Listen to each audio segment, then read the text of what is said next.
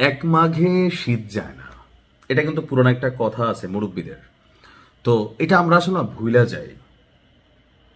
সারা বাংলাদেশে গতকালকে বিএনপিকে নিয়ে মানুষ যে ভয়টা পাইছে, বা বিএনপির নেতারা অনেকটা যেটা ভয় পাইছে, রেকর্ড সংখ্যক ভোট পেয়ে বিএনপি পাশ করেছে।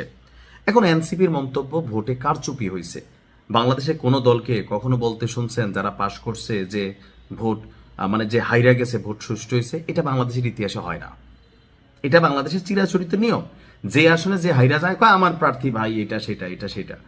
এখন রংপুর 4 আসনে আপনার নাগরিক পার্টির, জাতীয় নাগরিক পার্টির যিনি আছেন সদস্য সচিব আক্তার হোসেন, তিনি অভিযোগ করছেন যে বিকাল থেকে হারাগাছে যে একটা এলাকা আছে, সেখানে বিএনপির সন্ত্রাসীরা মাইকে ঘোষণা দিয়ে এনসিপি নেতাকর্মীদের ধরে ধরে আক্রমণ করছে, মারধর করে রক্তাক্ত করছে। ফুটেজ কই? এই যে এনসিপি গেল 18 মাস তারা তাদেরকে দুধের দোয়া তুলসী পাতা মনে করে অলওয়েজ। এরা যেই ভাষায় কথা বলে, এদের বক্তব্যে 2-4 জন ছাড়া মানে নিজেদেরকে মনে যারা ফেসিজমের একটা বীজ মনে করলে নিজেদের মধ্যে এরা বপন করে রাখছে। আবার এরা আবার অন্যদেরকে বলে সন্ত্রাসী। এই নির্বাচনে একটা প্রধান ন্যারেটিভ ছিল চাঁদাবাজ এবং সন্ত্রাসী। এনসিপি শুধু ভালো, আর বাকি যারা আছে বা তাদের যারা জোটে আছে তারা ভালো, বাকিরা খারাপ। এখন দেখেন, ভালো খারাপ তো সব দলে আছে।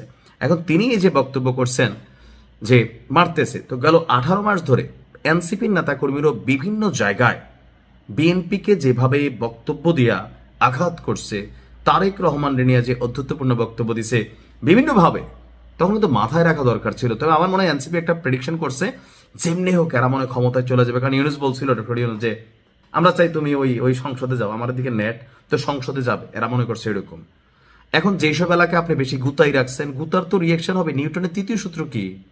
প্রত্যেক ক্রিয়ারই একটা বিপরীত প্রতিক্রিয়া আছে। তবে যদি ঘটনা সত্য হয়, তাহলে আমি মনে করি যে বিএনপি নেতাকর্মীদের সংযম ধারণ করতে হবে। কারণ আপনি মাত্র বিজয়ী হয়েছেন, এমন কোনো কর্মকাণ্ড করবেন না। তবে আমি যত জায়গায় দেখছি, দেখেন মির্জা আব্বাসের মতন লোক আমরা অনেকে মনে করতাম যথেষ্ট ঘাটতেরা, কথাবার্তা শুনলো মনে অনেক রাগী, কিন্তু গতকালকে তিনি কি বলছেন দেখেন, 2 দিন আমরা ধৈর্য ধরবো। এই যে এনসিপি ডাক দিছে ঢাকা 8-এ আসো, খেলা হবে এখানে। বিএনপির যদি ঢাকা 8-এর মানুষটা একটা মানে থুথু মারে, এনসিপির খুঁজে পাওয়া যাবে ওইখানে নাসিরুদ্দিন পাটোয়ারি।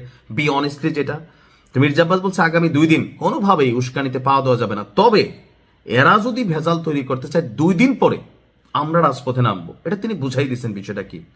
এমনকি আমি আমার এলাকায় যে নির্বাচিত হয়েছেন হাজী জসিম ভাই, পাশ হয়ে কিন্তু একই কথা বলছে যে উল্লাস করো, তবে সেটা যেন কোনো রকম মানে কি বলা হয় যে অন্যের জন্য ক্ষতিকর না হয়, কারোর বিরুদ্ধে প্রতিশোধ পরায়ণ না হয়। তো যেই 2-1টা জায়গায় হচ্ছে, বুঝতে হবে আপনার যে ওইখানে আগে এমন কিছু ঘটছে যেটার কারণে এখন আপনি হয়তো আইসা রিয়েকশন নিচ্ছেন বা প্রতিশোধ নিচ্ছেন।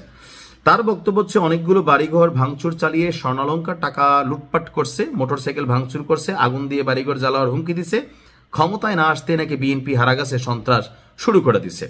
অপরদিকে পঞ্চগড় 1 আসনে আপনার সার্জিস আলম তার ফেসবুকে তিনি অভিযোগ করেছেন, পঞ্চগড় 1 আসনে প্রায় 30-এর বেশি জায়গায় এনসিপি নেতাকর্মীদের উপর হামলার অভিযোগ করছে। এখন পর্যন্ত পঞ্চগড় 1 আসনে 30+ জায়গায় বিএনপির নেতাকর্মীরা আমাদের নেতাকর্মীদের উপর তাদের বাড়ি ঘরে মানে এদের বক্তব্যের মধ্যে শুধু এরা ভালো। সার্জিস জনগণ জয় বাংলা করে দিছে, আমার বঙ্গবন্ধু লোল টোল ফালাইয়া ভাসদূর ছিল মানে নির্বাচনের আগে যে একদম সুফি সাধক। বাবা, বাংলাদেশের মানুষ কিন্তু এগুলো বোঝে। তোমরা সারাদিন যেসব বক্তব্য দিবা, এগুলো ন্যারেটিভ দিয়ে হবে না।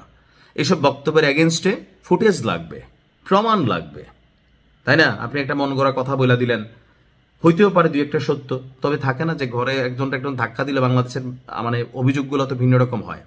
তবে আমি বিএনপির ভাইদের উদ্দেশ্যে বলবো, জোশে আইসে আবার হোশ হারায়েন না, এটা খেয়াল রাখেন। আমরা যখন কথা বলি, আওয়ামী লীগের সময় বলতাম ভাই 9 বছর দেশে ঢুকতে পারে নাই, কেন জানেন? যখন ক্ষমতায় আপনি বসে যাচ্ছেন, আপনাকে যখন